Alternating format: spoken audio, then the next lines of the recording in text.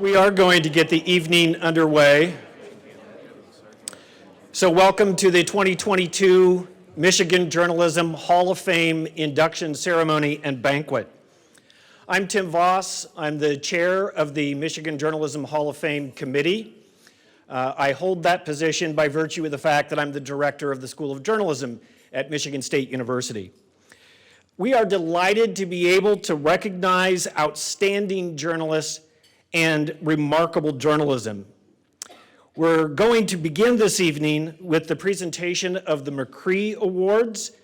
Then dinner will be served, and around 7 o'clock or so, we'll proceed with the Hall of Fame induction. So let me welcome John Bebow, representing the Michigan Press Association Foundation, to announce the McCree winners.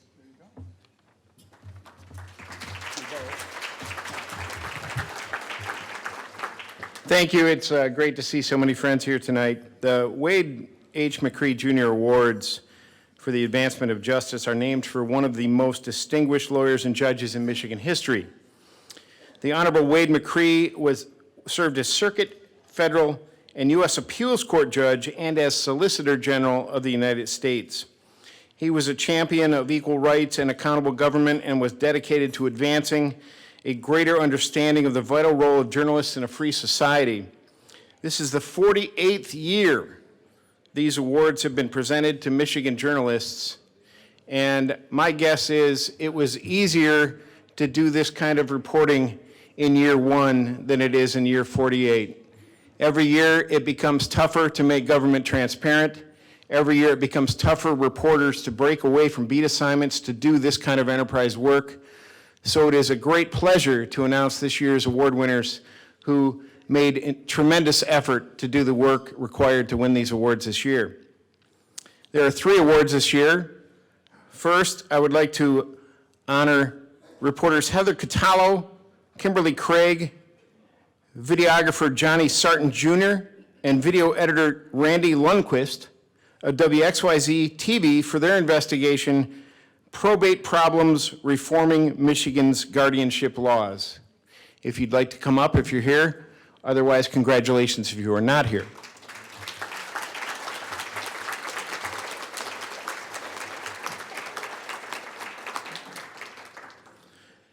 Next, congratulations and honors go to reporters Alicia Anderson, John Wisely, podcast co-producers Kerry Jr., Darcy Moran, and Tad Davis of the Detroit Free Press for their columns, Jailhouse Informants and a 15-Year Fight for Freedom.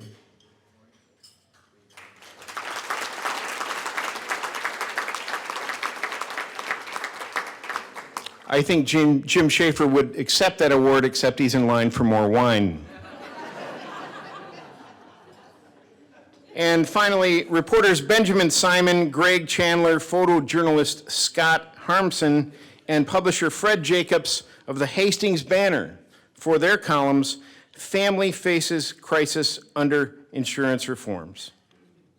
Congratulations to this year's winners. And if you're here, come on up and get your award. My colleague Jim Tarrant, president of Michigan Press Association, will hand you your trophy.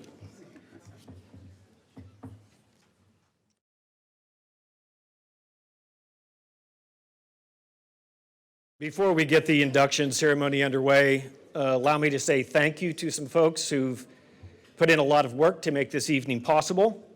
So first of all, thank you to the Hall of Fame committee that does the hard and diligent work of supporting the Hall and selecting the inductees.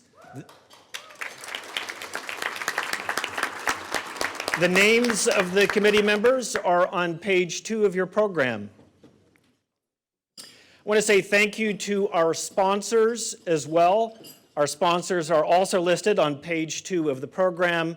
A special thanks to our silver sponsor, Wayne State University, and a very, very special thank you to our platinum sponsor, Delta Dental. Thank you, sponsors. Thanks also to the Kellogg Center staff for their work this evening and for the planning that went into this evening's event. Also, thank you to the MSU School of Journalism faculty, staff, and students who did a lot of behind-the-scenes work for tonight's event, particularly Rick Epps, Joe Grimm, Barb Miller, Siri Nickel, Rachel Duckett, and Jessica Snyder. Thank you.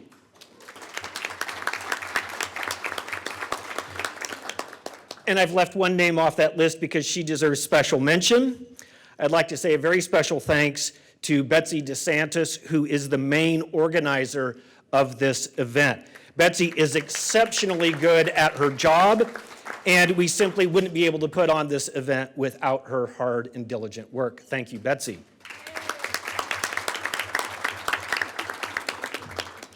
So we are here this evening to recognize outstanding journalism, both with the McCree Awards and now with the induction of 5 outstanding journalists into the Michigan Journalism Hall of Fame.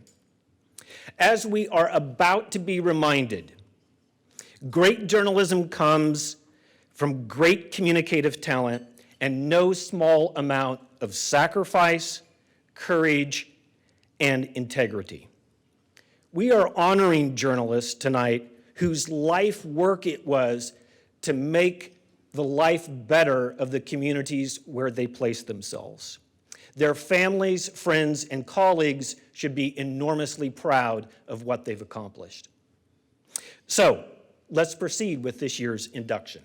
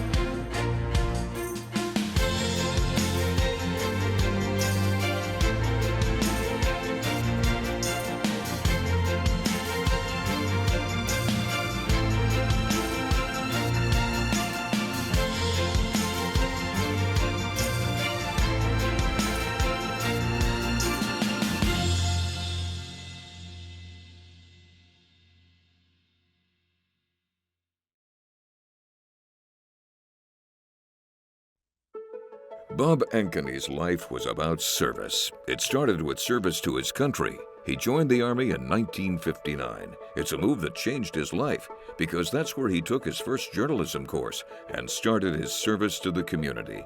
After leaving the Army, he spent a few years at some smaller papers before joining the Detroit News, where he would stay for the next quarter century. Then, Ankeny joined Crane's Detroit Business, where he spent more than a dozen years before wrapping up his career. And what a career! He covered mayors, including Dennis Archer, Kwame Kilpatrick, and Dearborn Mayor Orville Hubbard, who once threatened to have Ankeny thrown off the top of City Hall. But Hubbard had so much respect for Ankeny that he later offered him a job. But Ankeny made his name covering the courts, from the trials of a former governor and an infamous carmaker to the mob and the men accused of killing Vincent Chin. He was even honored by the Detroit Bar Association. Sadly, Bob Ankeny recently passed away, though not before learning he'd been inducted into the Michigan Journalism Hall of Fame. Here to accept on his behalf is Jeanette Phillips.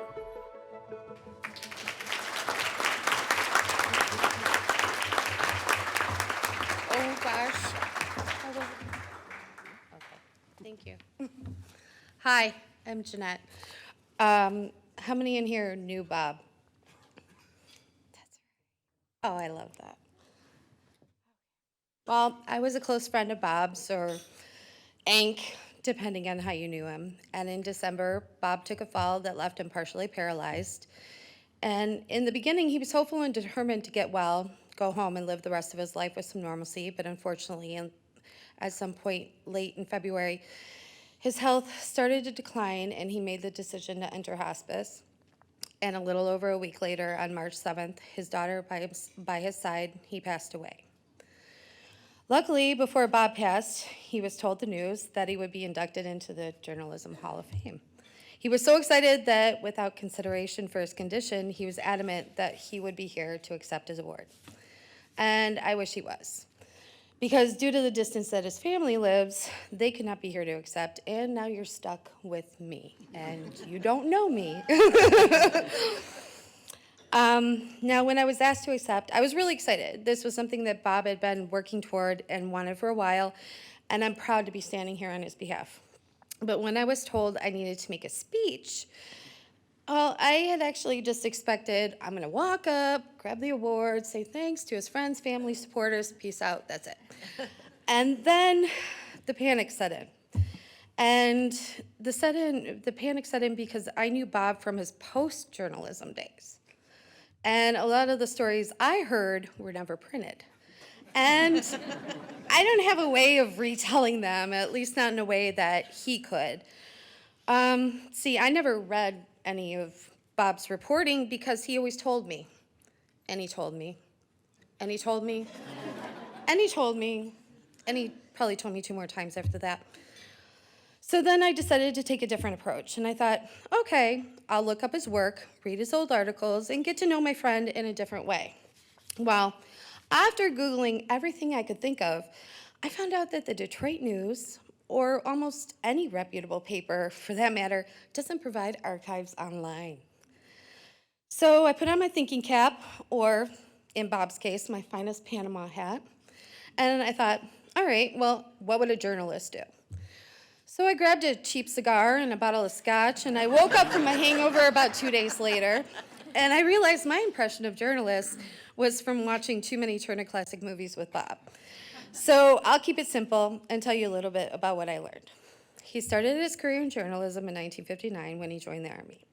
In 1964, he moved to a position as the police beat reporter for the Tri-City Progress in Warren, Michigan.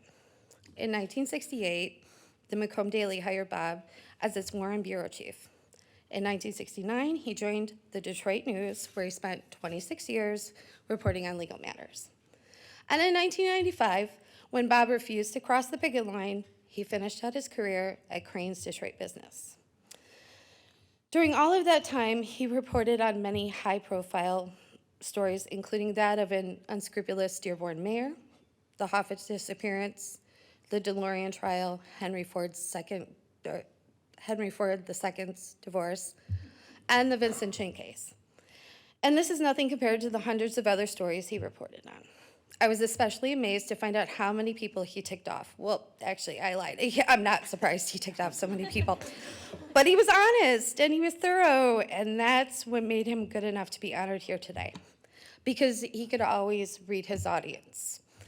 Whether that be his grandson or his decades-long poker buddies, his countless readers, or even a waitress at Buddy's Pizza. He kept them engaged. No one had a conversation with Bob that didn't spin off into a tale of, oh, that reminds me of this one story. He was also lightning fast with a joke, pun, or a one-liner that ranged from the mild-mannered dad joke to the raunchy limericks. And he was here.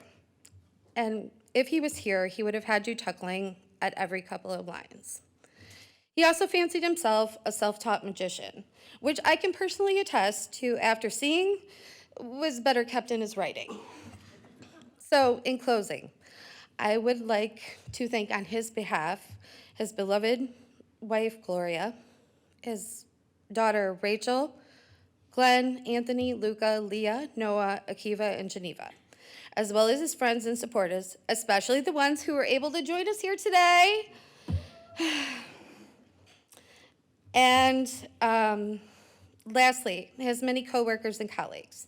Had Bob been here, he would have been able to rattle off your names without any. Oh my gosh. He would have been able to rattle off your names with ease. Sorry. Thank you for your time and this honor. And can I give a special shout out to Susan Whitehall? She wrote his obituary. She also wrote his induction here. And I don't know if you give out special awards or anything, but she at least needs a shout out and a whoop. And thank you, Susan. And thank you for the buttons.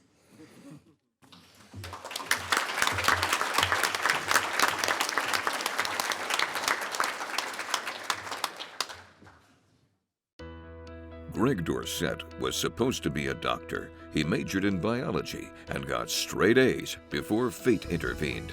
He later found his calling, not in medicine, but in journalism. After getting a journalism degree from the University of Missouri, he started as a photographer at the Fort Wayne News Sentinel, where he was runner-up for Indiana Photographer of the Year in his very first year. He was recruited by bigger papers, but because he believed in community journalism, he wanted to make a big difference in a small town. So he joined the staff of the Muskegon Chronicle. He was quickly promoted to chief photographer, then photo editor, and along the way, turned the tiny paper into a photographic powerhouse. He won the back-to-back awards for Photo Editor of the Year from the Michigan Press Photographers Association, plus numerous other state and national awards. But we're not just honoring Greg for his own photos. He shared his knowledge, mentoring, and inspiring more than 100 interns over his career, creating his own photographic family. Greg retired in 2009 and passed away last October. Here to speak on his behalf are his wife Joni and his son Scott.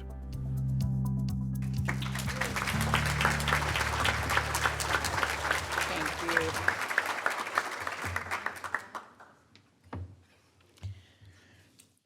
Well, Greg would really be humbled by this. I mean, he was a photographer's photo editor, which I think some of the photographers that are with us here would attest to.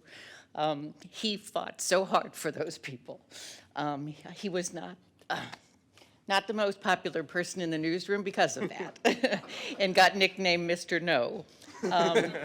But he had his reasons. He was really devoted to photography. He really thought, he hired really good people, some of them here in this room. As the video said, he had over 100 interns. And when he passed away, many of them contacted us and said that he was the best boss they'd ever had.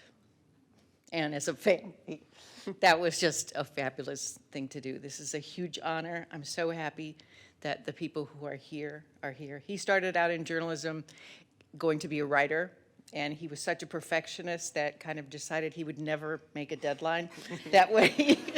So he started taking photography with Angus McDougall, who photographers in this room will know of, from the University of Missouri, and loved it. He was a wonderful award-winning photographer in his own right, and he worked with photographers and helped them develop, and they became award-winning photographers and photo editors and mentors to hundreds of interns like Greg was. So we're very proud of his recognition, and thank you.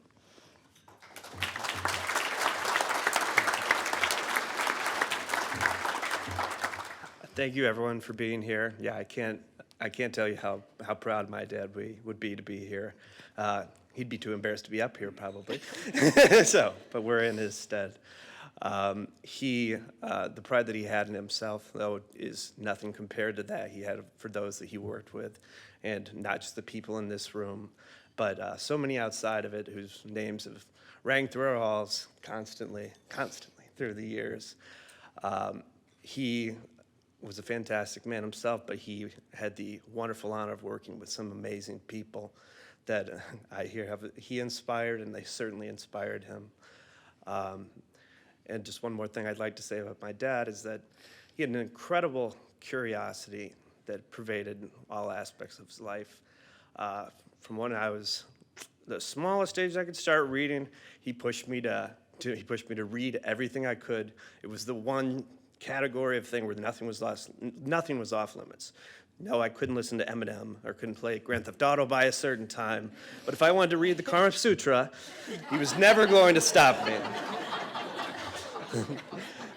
And he was a man who kept learning and learning throughout his life, and he was constantly changing. And a man coming from a small, very conservative town of about 400 people. He graduated with about 20 people in his class, and he went on to become, at least in his reading and writing and journalism career, kind of a man of the world. And there was never placed his mind that, couldn't be shifted. And that was, for those who knew him, he was a brick wall a lot of the time, it seemed. But he wasn't, hey, you could break through, and he was a man who changed, and changed for the better continually throughout his life. And again, thank you all for being here. It's a fantastic honor.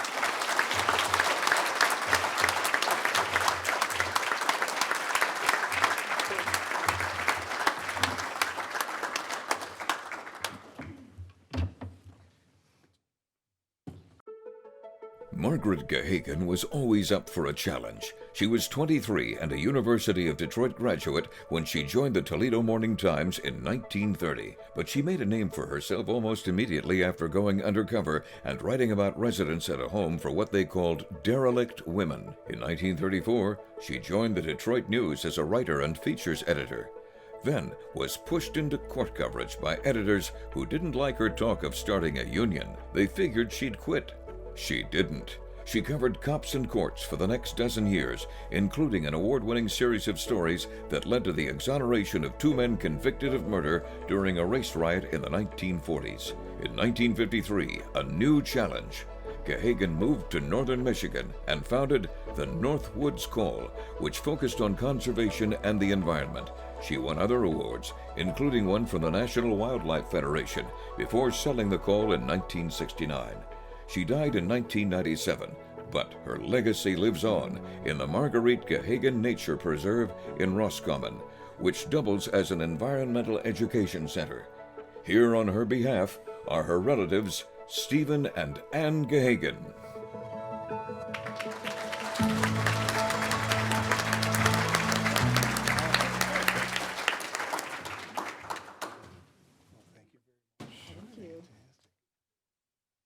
Ann and I are brother and sister, and like any good big brother, I fausted this speech upon her.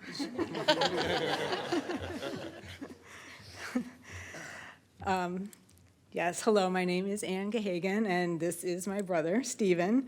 We are thrilled to accept this award on behalf of Marguerite and the Gahagan family.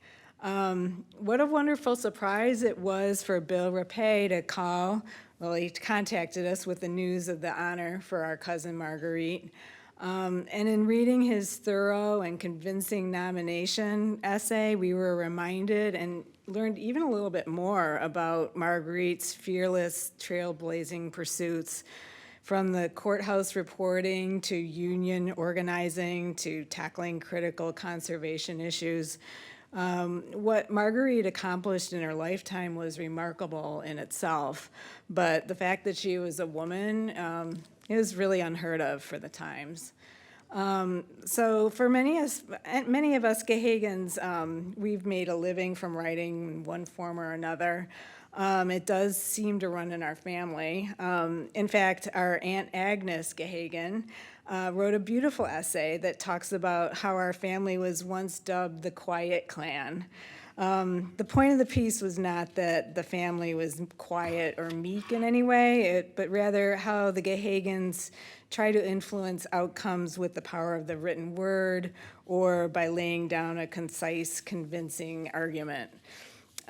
Basically, much like me shaking in my boots here at the podium, we like to bring attention to the subject at hand and not to ourselves. Obviously, Marguerite was an exceptional example of that, putting herself and sometimes even her own safety aside to right a wrong, to turn around a man's life, or to conserve a whole ecosystem. How wonderful it was that with Bill Rapay's urging, you have chosen to honor her here so that she can continue to inspire future journalists and others looking to do right by the world. We want to thank Joe Grimm, Betsy DeSantis, and all of you at the Journalism Hall of Fame, and along with Tom Dale and all the others at the Gahagan Nature Preserve in Roscommon for doing such a wonderful job in telling Marguerite's inspiring story, in addition to the important work that you do every day. For Stephen and I, Marguerite will forever be our magical cousin who had the pet raccoon. And that was all we needed to know, that Marguerite was one cool lady. Thank you again for inviting us.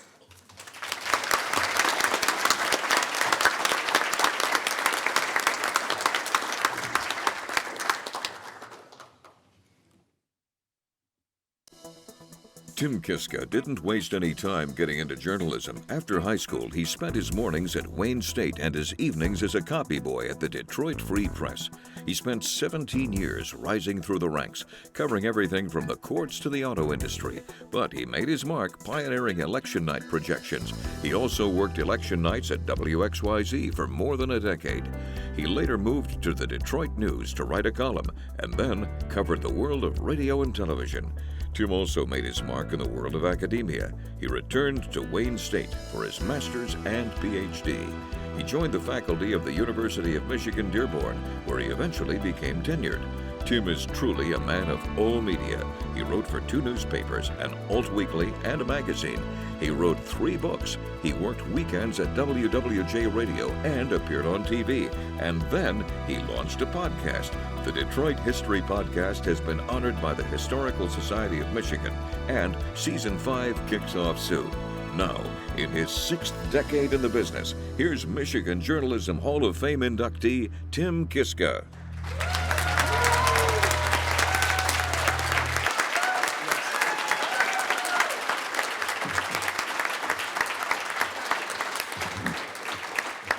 Thank you. Thank you very much. I'm very grateful for this honor, and that's what I'd like to talk about tonight, which is gratitude.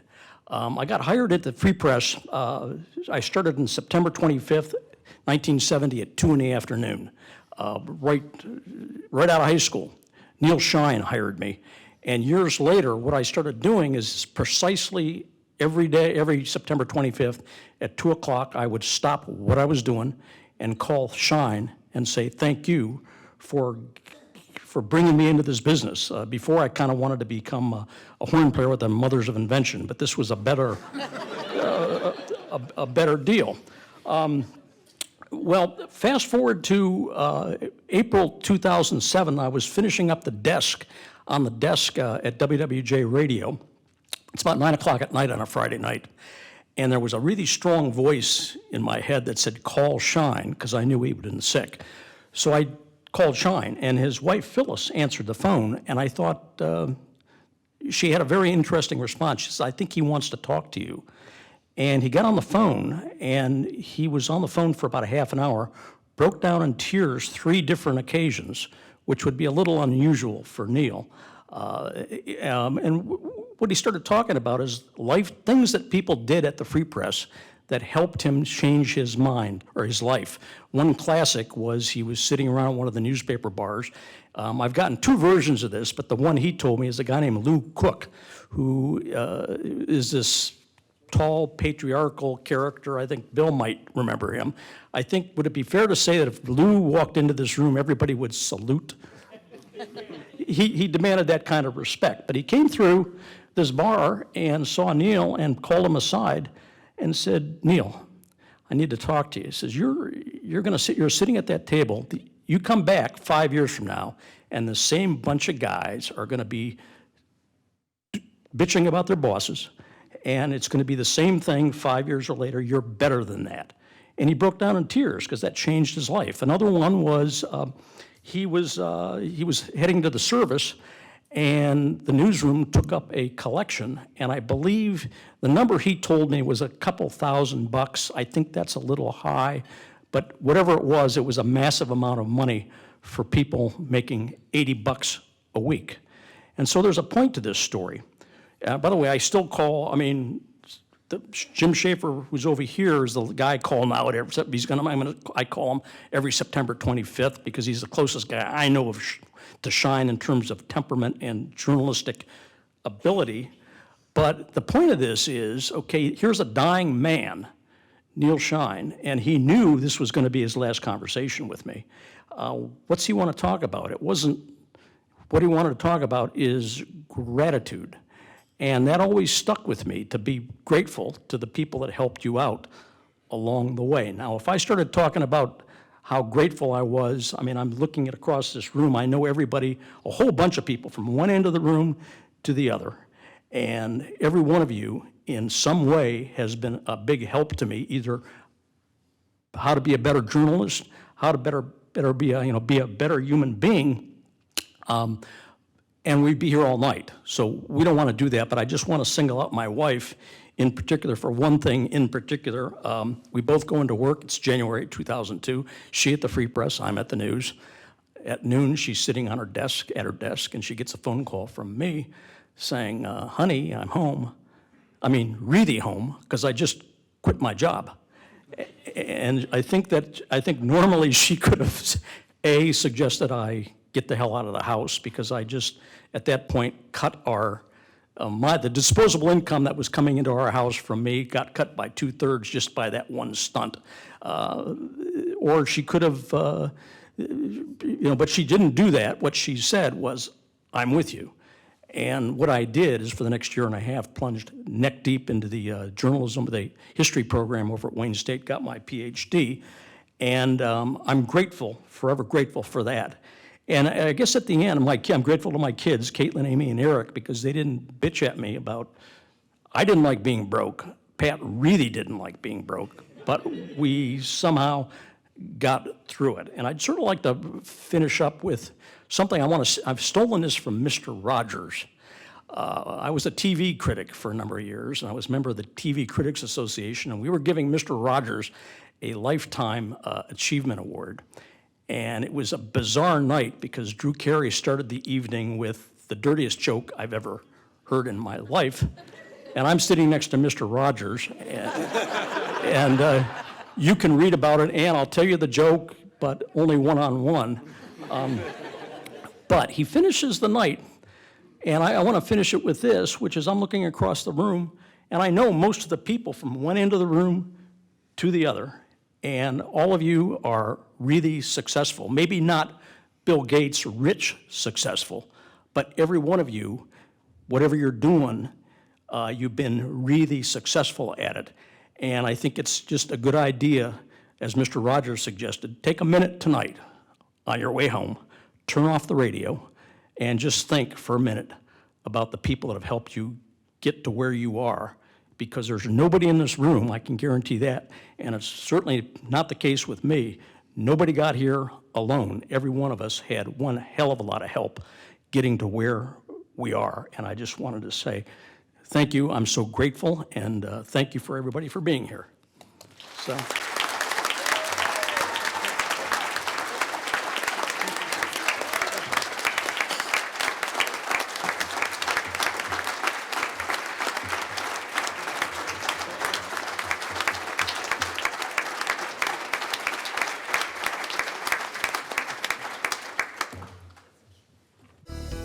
Beth Conrad was planning on being a teacher until one college course changed her mind, and we're glad it did. Instead of teaching, she turned to a life in news and communications. She started at her college radio station, writing for the AP, and joined another station as a part-timer. Then her career took off, becoming one of the nation's first female network anchors at ABC-FM in Chicago, then switching to NBC Radio in San Francisco before returning to Detroit. As the news director at WCAR Radio and in public affairs at WDIV-TV, her work helping sexual assault victims and going after slumlords, among many other topics, changed policies and laws. As the vice president of a public TV station, she focused on education and literacy and hosted her own public affairs program. And she did become a teacher. After many years in private practice, she worked in Chicago and at Wayne State University, where she continues to build her legacy through the Midtown Media Center. She also served 3 terms as president of SPJ Detroit, where she continued to advocate for open records. Ladies and gentlemen, here's Hall of Fame inductee Beth Conrad.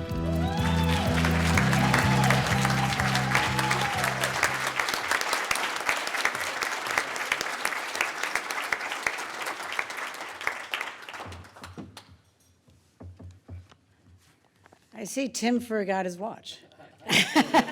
Is that a hint, Tim? The perils of going last, yes. Thank you, Dr. Tim Vost. Thank you to the Hall of Fame committee members. This is an arduous thing to put on and to deliberate. And Betsy DeSantis, wherever she is, thank you, thank you, thank you. To my fellow inductees,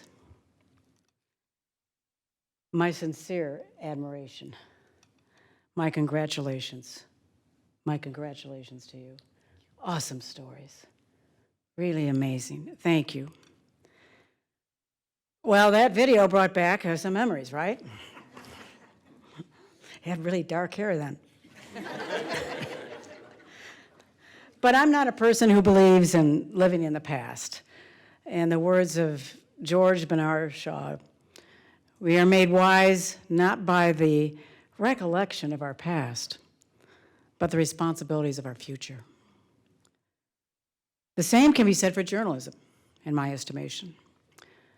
Journalism has a storied past, a present filled with challenges, and a future of a lot of unknowns, but many opportunities, including the navigation of this digital age.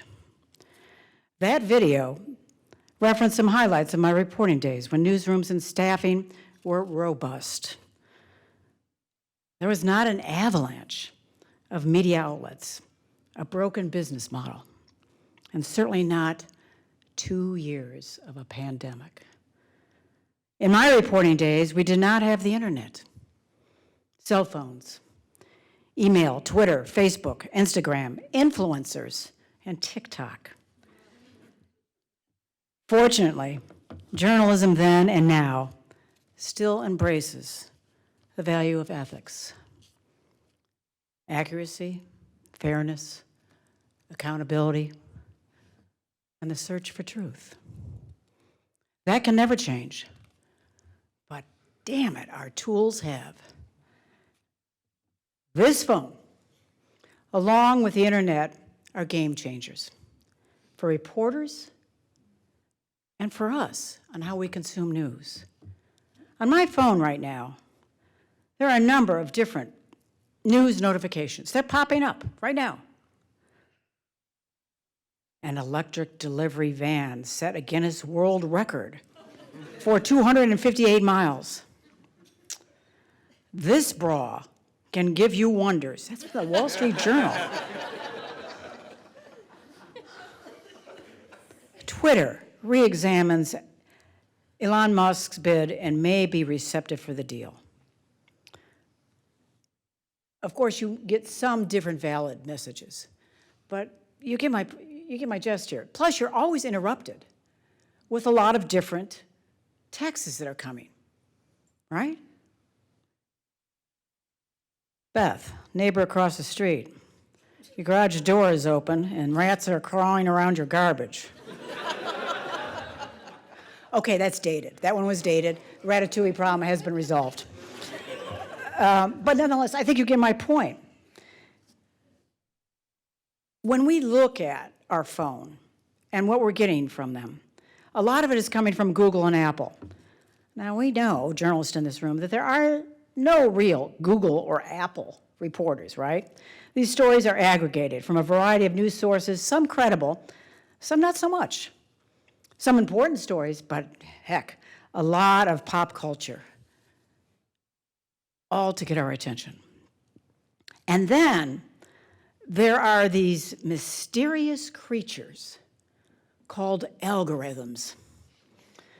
They send me what they think I want to know based on my past usage of websites and stories that I click on my phone. Algorithms open other floodgates: propaganda, scams, fake news, and threats to our democracy. Well, this media mayhem reminds me of the late media scholar from the 60s, really an eccentric guy, and way before his time because he was in the electronic age. But he was a really good predictor. And he coined the phrase, you might remember this, the medium is the message. Okay? Also, the medium is the massage. And he expanded this by saying, we shape our tools, and they in turn shape us. That's worth repeating. We shape our tools, and they in turn shape us. The journalists in this room have their own skills and they have their knowledge to navigate this and the digital age, but most Americans do not. And left unchecked, or without some kind of harness, we become what McLuhan called technological idiots, with no regard to examining what is the truth. So how do you counter this? Well, government regulation, that's probably not going to happen. We could try this. How about mandatory media news literacy curriculums in our schools beginning in the elementary grades, put them in our middle schools, put them in our high school classes, in our college. We do have some good movement in this direction. There are some good examples. But schools view it as electives and add-ons. This needs to be part of a curriculum core, just as math and English. As parents, community leaders, and school administrators, we should be demanding this. Hey, we could also use some of these programs for adults. Okay, end of editorial. Time for gratitude. And I began with the two universities, Wayne State University and Loyola Chicago. They both allowed me to teach journalism and communication students. Truly, the most rewarding experience in my professional life. You indeed influence and you impact young lives. You witness extraordinary development of skills and talent from the time that a kid comes in as a freshman and then matriculates to graduate and gets his or her first job. Teaching is a huge responsibility and one which demands respectability for all students, because in the end, you learn more from them. The pandemic has caused an upheaval for students and teachers, for college students. Gosh, they lost 2 years of campus experience. Work with their student media and their student press.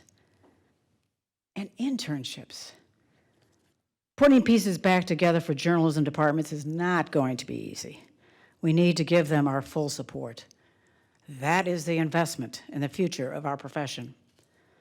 I thank the Society of Professional Journalists, our members, most especially the board members of our Detroit chapter.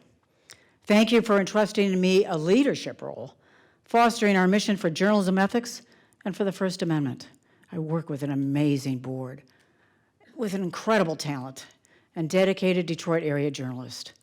Together and along with other media press organizations, we will work and we will achieve reforms for Michigan's transparency in government records, because right now, our state is at the bottom of the barrel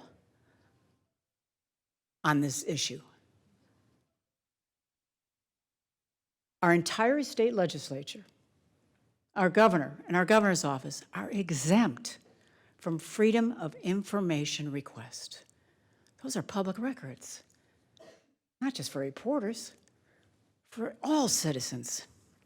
Okay, end of editorial number 2. No more issues, I promise.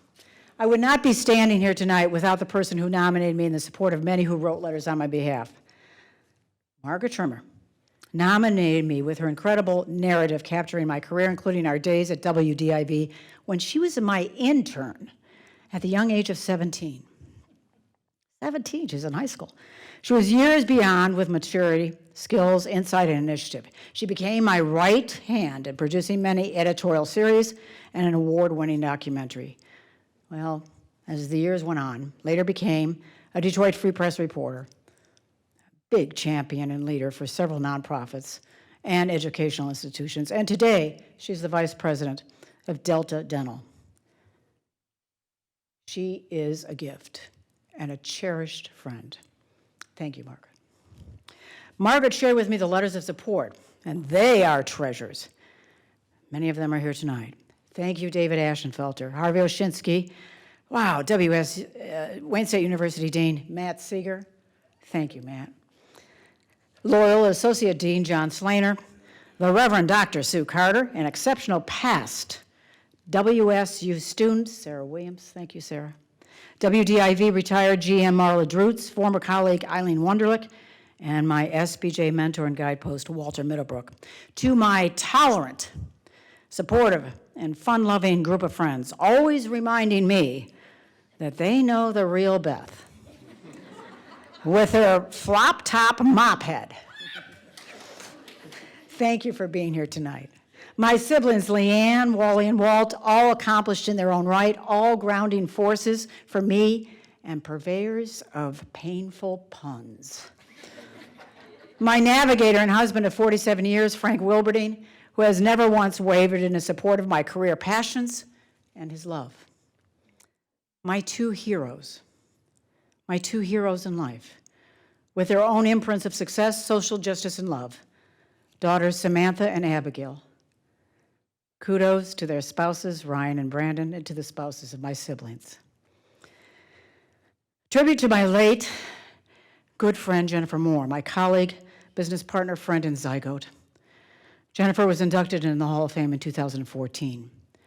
Gratitude to my late mentors, the Reverend Bill Cunningham of Focus Hope, UD Mercy President Maureen Fay, and to Wayne State University Professor Ed Pappas. They're all gone from this earth, but they hear me. An old Jesuit friend once told me, "Hey, it's good to talk to the dead. They listen very well. They just don't talk back." Or don't they? Did you listen to what the tributes were tonight? I think they do indeed talk back. Okay, so gratitude never ends, but this speech has to, right? Okay, so let me end with a quote about awards from my late mother. Here's what she said. "Always accept an award graciously, but know that you don't own it. It's not yours. It belongs to those who allowed you into their lives with their stories, those who made themselves vulnerable but trusted you. They are the awards." With the grace of her words, I humbly accept this induction. I thank you for your support, your kindness, and your trust. Thank you.